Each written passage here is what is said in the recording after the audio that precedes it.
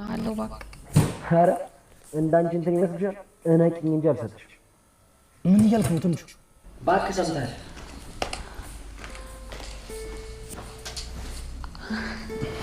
ጥፋት እኮ አይደለም። በቃ ህይወት ላይ ያጋጥማል። ከፍም ዝቅ ማለት ያላል ምን ያጋጥማል? በቃ ማጂ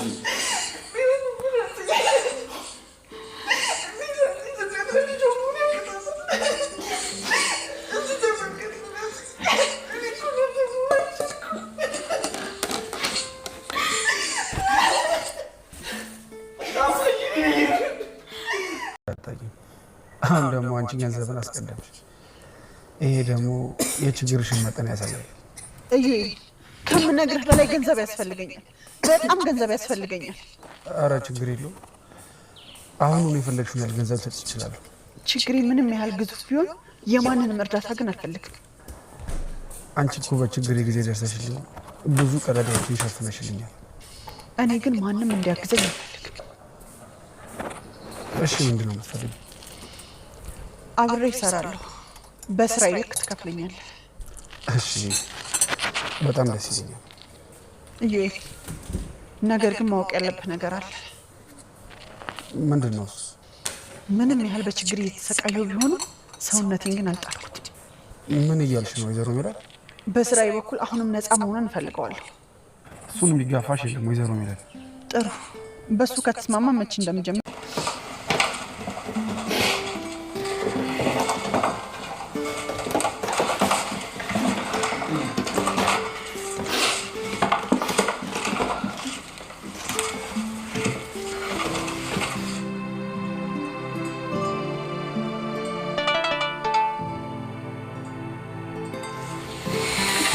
ምንሽ ይዘልሽ ተቀመጠች።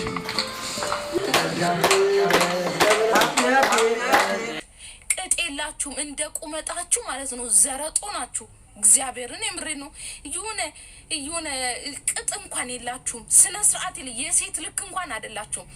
ሴት ልጅ በህይወቷ ውስጥ ክብሯን ካልጠበቀች እግዚአብሔርን የምሬ ነው። በቃ ምኑን ሴት ሆነች? እቺ ሴት አይደለችም እኮ ሴት አይደለችም። ክብራችሁን የማጠብቁ እኔ ለሃይማኖቴን ሰው ሃይማኖት ገብቶት ከቀየረ ማለት ነው እሱ መብቱ ነው። ግን ለወንድ ብላችሁ የሆነ ሃይማኖታችሁን ስትቀይሩ ትንሽ ናችሁ ታውቃላችሁ። ግን ለወንድ ብዬ ለሰው ብዬ እግዚአብሔርን አልሸጥም። እኔ ለወንድ ብዬ ለ5 ደቂቃና ለ10 ደቂቃ ስሜት ብዬ በፍጹም እምነቴን አልክድም። በፍጹም ማለት ነው። እኔ ነገ እንኳን እንደው እንትን ለምለው ነገር ኖ ኔቨር አምላኬን አልክድም። በፍጹም ማለት ነው። በፍጹም ለአንድ ወንድ ልጅ ብዬ እኔ አምላኬን አልክድም። ሃይማኖቴን አልቀይርም። የአሁኑ ሴቶችም ሆነ ወንዶች የሆናችሁ ግን ተሽለጠለጣችሁ።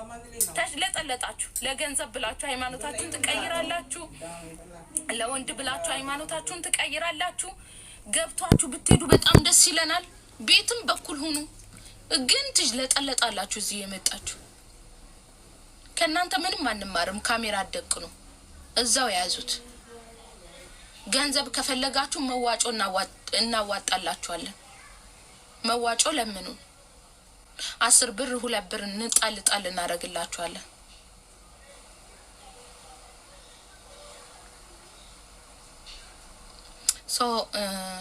በተለይ ዩቱብ የምትሰሩ ሰዎች በጣም እየባለጋችሁ ነው። ወንድ ልጅ በፓንት ሲወጣ ስነ ስርዓት ይኖራችሁ። የትልቅ ትንሽ አትኑ፣ ራሳችሁን አክብሩ። ይሄ የምትሰሩት ቪዲዮ እያንዳንዷ ለልጆቻችሁ ይቀመጣል። የዛሬ 10 አመት የዛሬ 20 አመት ልጅሽ ወልደሽ አድጋ ልትዳር ስትል ይሄ ቪዲዮ ይወጣልሻል። እናትሽ ማለት ይቺ ናት፣ አባትሽ ማለት ይቺ ናት ነው የምትባሉት። ዛሬ ላይ ያስቀምጣችሁት ነገር ነው እሺ ለልጆቻችሁ የሚሆነው። ዛሬ ላይ እኔ በፍጹም ልጄ የምትሸማቀቅበትን ነገር ማድረግ አልፈልግም። ነገ ኮርታ ደረቷን ነፍታ ስለኔ እንድታወራ ፈልጋለሁ።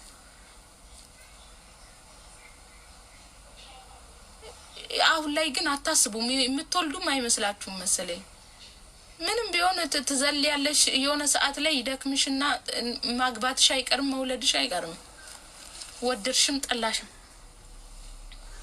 ሰው የዘራውን ያጭዳል። ባቄላ ዘርተሽ ጤፍ አትሰበስቢም። ስንዴ ዘርተሽ ደግሞ በቆሎ አትሰበስቢም። ሰው የዘራውን ነው የሚያጭደው። ያስቀምጥሽውን ነው የምታነሺው። ያላስቀምጥሽውን ማንሳታችን ከገባሽ ዛሬ ላይ ያገኛችሁት ሁሉ ነገ ሊጠፋ ይችላል በአንዲት ሰከንድና በአንዲት ሌሊት። እናንተ 20 ዓመት የለፋችሁበትን በአንድ ሰከንድና በአንዲት ደቂቃ ውስጥ ሊጠፋ ይችላል። ይሄንን መንውሽ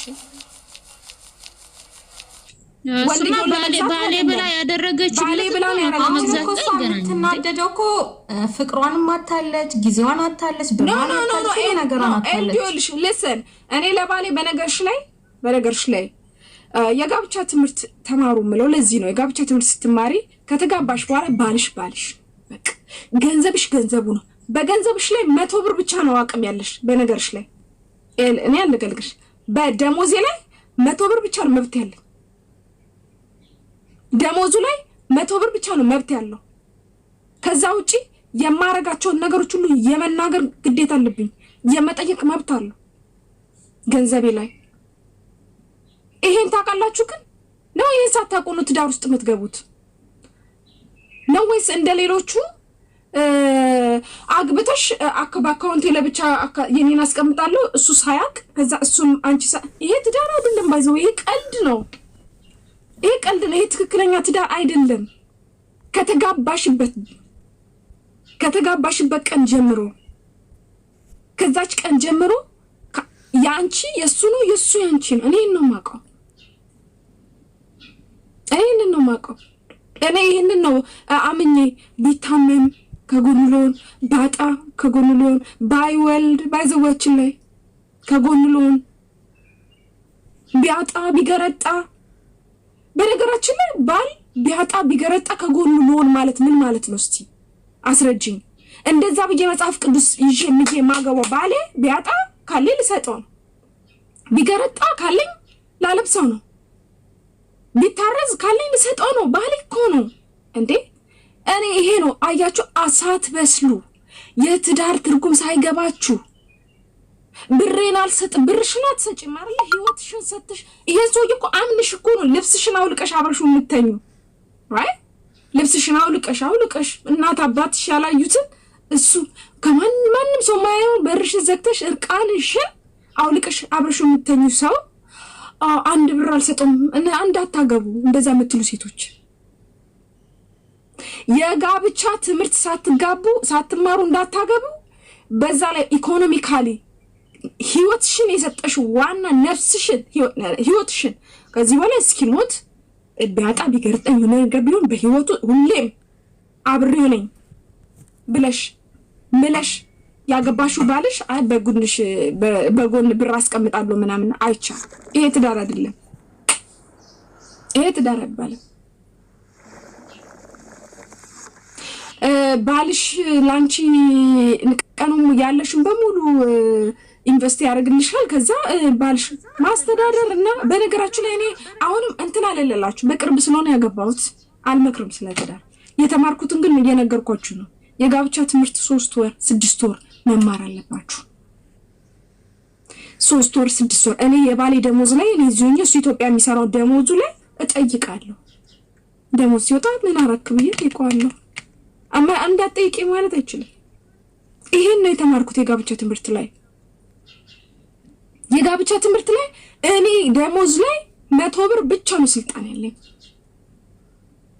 የመጠየቅ መብት አለው እሱ፣ እኔም የመጠየቅ መብት አለኝ። እንዴት ሲሆን ጤነኛ ትዳር የሚሆነው? የተማርኩትን ነግራችኋለሁ። ስለ ትዳር አይደለም እኮ ምነግራችሁ፣ የተማርኩትን ነው ምነግራችሁ። ስለ ገንዘባችሁ እያሰባችሁ ከሆነ ሰርቼ ለብቻዬ ቤት ሰርቻለሁ ይሄ ትዳር ውስጥ ሆኜ አሁን እኔ ለብቻዬ እሱ ሳይቅ ገንዘብ በጎን ማጠራቀም ከሆነ ስለ ትዳር እየመከርኩ አይደለም ቤቲ፣ ስለ ትዳር እየመከርኩ አይደለም። ስለ ጋብቻ ትምህርት እየነገርኳቸው ነው። ብር ስጡ እያልኩ አይደለም። ጋብቻ ውስጥ ከገባችሁበት ጊዜ ጀምሮ የሚመጣ ገንዘብ ያቺ ከተፈራረማችሁበት ቀን ጀምሮ የሚመጣ ሁሉም ገንዘብ ባልሽ አንቺ ላይ ያገባዋል። ከጋብቻ በፊት ስላመጣሽው እኮ አይደለም እያልኩ ያለሁት። ከተጋባችሁበት ቀን ጀምሮ ያንቺ እሱ የሱ ያንቺ። ከዛ በፊት ያደረግሽውን ከፈልሽ ባጎትሽ በምናምን ማስቀመጥ ትችያለሽ።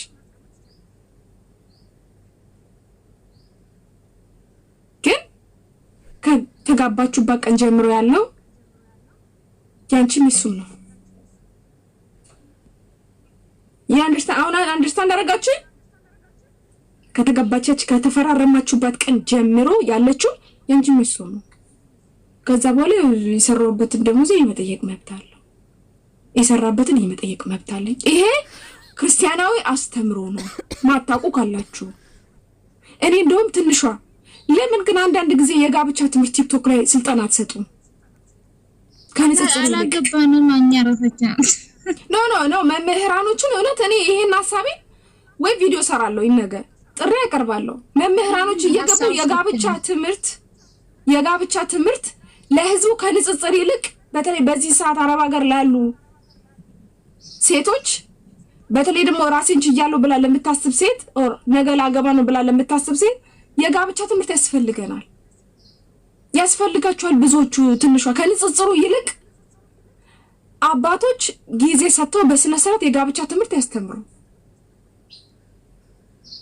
አይልሽ አክስቴ አብዛኛው ሰው ጠፍቶት ይመስልሻል? የእግዚአብሔርን ቃልና የጋብቻን እንትን መፈጸም ጠፍቶት አይደለም። እኛ ከንጽጽሩ ይልቅ ትዳር እየፈረሰ ነው እኮ እግዚአብሔርን ስለማይፈራ እንጂ ጠፍቶት አይደለም። በተለይ መጽሐፍ ቅዱስ ትንሽ ያነበበ ሰው ስለ ትዳርም እንዴት እንደሚሆን ጠፍቶት አይደለም። እግዚአብሔርን ስለማይፈራ ነው ትዳርን እንደዚህ የሚያደርገው። እንደዛ ነው ማሰበው። ስለዚህ ይማሩ የጋብቻ ትምህርት እውነቴን ነው እኮ ግን ይሄ ሐሳብ ይሰራበሽ ታስበሽ የቱ ሐሳብ ረጅም ይማሩ የምትዩን ነገር ነው። ምክንያቱም በጣም ረጅም ጊዜያቸውን በተለይ በቤተ ክርስቲያን ውስጥ ያደጉ ሰዎች አሉ እንደ ማህበረሰብ ማለት ነው። አያውቁም። አሁን ዮሐንስ ስለ ትዳር አያውቅም። ንጽጽር ያስተምራል። መምህር አይደለም፣ ተማሪ ነው። አይደለም እግዚአብሔርን ስለማይፈራ ነው። የእውነት አልተማረም። እሺ ልንገርሽ እኔ በዚህ በንጽጽር ሙሉ ያልተማረም። እሺ ግን ትዳር በእምነት በቤተ ክርስቲያን ደረጃ ትዳር ምን እንደሆነ ትዳር ከቤተ ክርስቲያን አለው የራሱ የቻለ ኮርስ አለው። የትዳር ኮርስ የራሱ የቻለ ኮርስ አለው። ይኸውልህ በፕሮቴስታንት ምን ይደረጋል መሰለህ? ሆልደን በፕሮቴስታንት ምን ትደረጋለህ መሰለህ? ልክ ፍቅረኛ ስትሆን 1-2 ቀን ካዩ ምን ያደርጓት? ትጠራና የጋብቻ ትምህርት እንድትማር ትደረጋለህ አብረህ። ገባህ? እውቅና ይሰጣል። የጋብቻ ትምህርት ትማራለህ። ከመጋባት እንዳትነካካ እንደዚህ ነው ብለው ያስተምራሉ ሴቶች አይደለ? ስለዚህ እዚህ ላይ ቲክቶክ ላይ በስነ ስርዓት የጋብቻ ትምህርት ፕሮግራም ተሰጥቶት በሳምንት አንዴ ቢሆን ሴቶች ኃላፊነታቸውን ትዳር ውስጥ ማወቅ አለባቸው ብዬ አስባለሁ። ወንዶችም እንደዛ ማወቅ አለባቸው። አገቡም አላገቡም መማር ይሄ ትምህርት መማር አለበት። በቃ ህዝቡ ማወቅ አለበት ብዬ ነው ማስበው። ለምን እኔ ስለቀየረኝ የጋብቻ ትምህርት እኔ ሐሳቤ ልንገርሽ ለምን እንደሆነ የሰውልሽ አሁን በዚህ በንጽጽር ትምህርት ስንማርኛ ስለ ጋብቻም ጭምር ነው ትምህርቱ። እንዴት እንደሆነ ታውቂያለሽ? አሁን ለምሳሌ ነገረ ክርስቶስ ለብቻው፣ ነገረ ስላሴ ብቻው፣ የሴት ልጅ ክብርና የአንድ ወንድ ከአንድ ሴት ጋር ስላለው ጋብቻ እያንዳንዱ ነገር ትምህርት እንማራለን። የትምህርት እንትን ጉዳይ አይደለም ግን ያን የሚፈጽም ሰው የለም። የራሱን ሐሳብ ፍላጎት እንዲህ ነው የሚመራው። እኔ እግዚአብሔርን ስለማይፈራ እንጂ ስላልተማረ ነው ብዬ አላስብም። ያን ነገር የተማረውን ነገር ስለማይፈጽም ነው ሰው እንደዛ የሚያደርገው። በተለይ በንጽጽር ተመራችኋል የጋብቻ ትምህርት ሁለታችሁ አንድ ላይ ሆናችሁ ከመጋባታችሁ በፊት የጋብቻ ትምህርት ተመራችሁ ሁለቱ ላይ ማሩ ይችላል። አልተማሩም። ሁለቱ ላይ ማሩ ይችላል ግን በንጽጽር እንደዛ እንማራለን። አልተማሩ። ቴንክ ዩ አመሰግናለሁ። በንጽጽር መማራቸውን አይደለም በጋብቻ ትምህርት ከመጋባት 3 ወር ደግሞ 6 ወር በፊት ስትማሪ ቀኖና ይሰጥሻል። ማሬ የጸሎት ጊዜ እኮ ነው። ንግስት እዚህ ላይ ማለት ነው።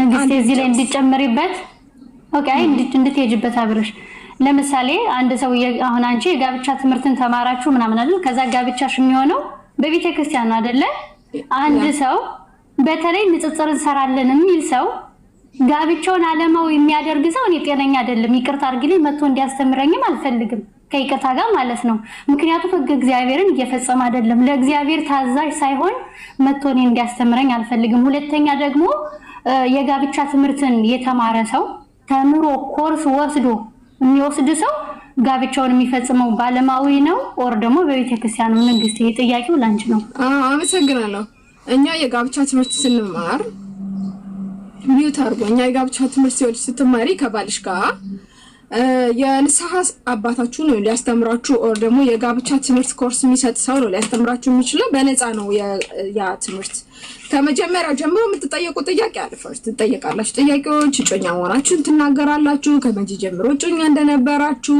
ያላችሁን ሪሌሽን ንስሐ አባታችሁን ታናግራላችሁ ከዛ ስቴፕ ባይ ስቴፕ የጋብቻ ትምህርት ትማራላችሁ እሱን ተምራችሁ በአለም መጋባት ትችላላችሁ በነገራችን ግዴታ በቁርባን ተጋባል የጋብቻ ትምህርት በስነ ስርዓት ተምረሽ በአለም መጋባት ትችላለሽ አይ በቃ ተምረሽ አውቀሽ ግን ለቁርባን ዝግጁ አይደለም ማለት ትችላለሽ አይ በቃ ወደ ዓለም ከመፈልጉ መብትሽ ይሄ የራስሽ ምርጫ ነው ግን የጋብቻ ትምህርት አንድ ሰው ከተማረ በኋላ ፋይናሊ ምንድነው አብረሽ መማርሽ ብቻ ሳይሆን